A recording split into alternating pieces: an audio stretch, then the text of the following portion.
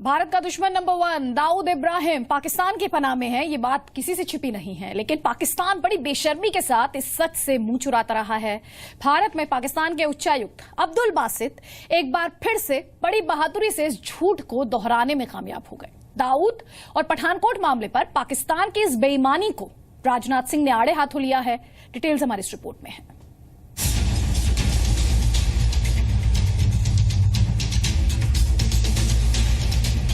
दाऊद को पनाह देने वाले पाकिस्तान का सफेद झूठ। I do not know where is he. Dawood के पाकिस्तान में होने पर पाकिस्तान की पलटी। बड़े आराम से मोदी सरकार अंडरवर्ल्ड सरगना दाऊद इब्राहिम को जल्द से जल्द पाकिस्तान से भारत लाने का दावा कर रही हो, या फिर उसके पड़ोसी मुल्क में होने का पुख्ता दावा किया जा रहा हो।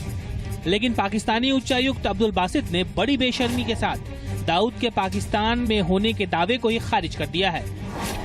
शनिवार को नागपुर में उन्होंने दो टूक कह दिया कि जब दाऊद उनके मुल्क में है ही नहीं तो वो उसे हिंदुस्तान को कैसे सौंप सकते हैं।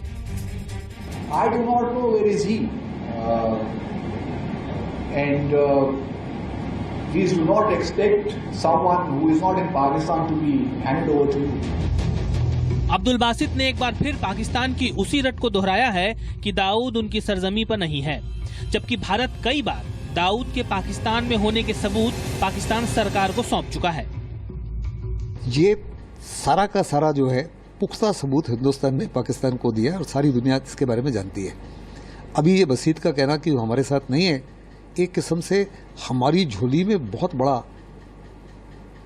अपॉर्चुनिटी दे रहा है। दाऊद पर सफेद झूठ बोलने वाले अब्दुल बासित यहीं नहीं रुके। दाऊद के बाद उन्होंने पठानकोट मामले पर भी पलटी मारी। कहा पठानकोट जांच पब्लिक डिबेट का हिस्सा नहीं बननी चाहिए। चैलेंज हम लोगों के लिए है कि किस तरह एक कॉमन ग्राउंड को तलाश किया जाए और देखा जाए कि किस तरह हम आगे बढ़ सकते हैं।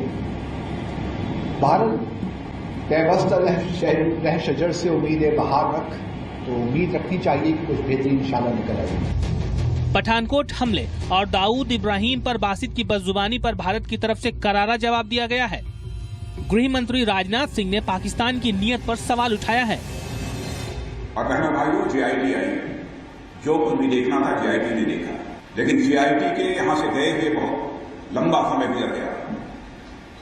विदेश सचिव स्तर पर बातचीत हुई है और अब भी हम प्रतीक्षा कर रहे हैं कि हमारे एनआईए को भी पाकिस्तान जाने की मंजूरी पाकिस्तान देगा। और मैं साफ तौर पर यह कहना चाहता हूं कि यदि हमारी एनआईए को पाकिस्तान जाने की मंजूरी यदि पाकिस्तान नहीं देता है तो भारत के साथ धोखा होगा, बिट्रेयल।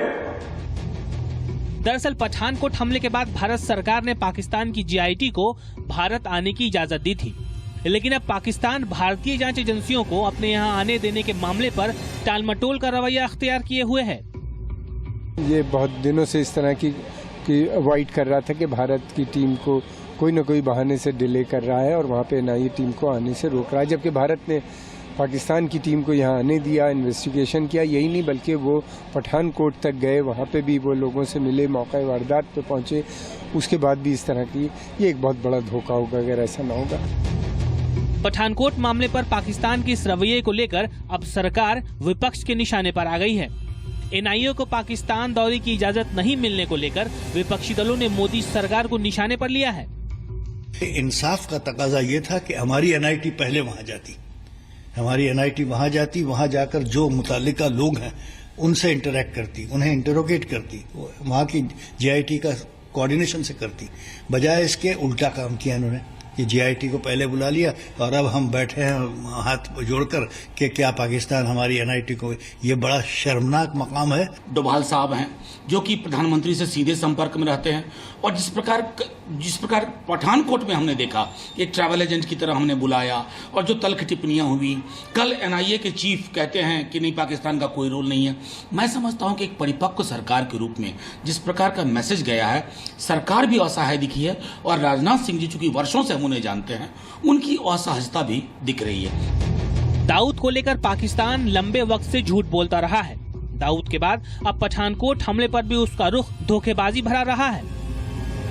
पाकिस्तान की ये धोखेबाजी साफ करती है कि किसी भी सूरत में वो भरोसे के लायक नहीं है। ब्यूरो रिपोर्ट, जी मीडिया।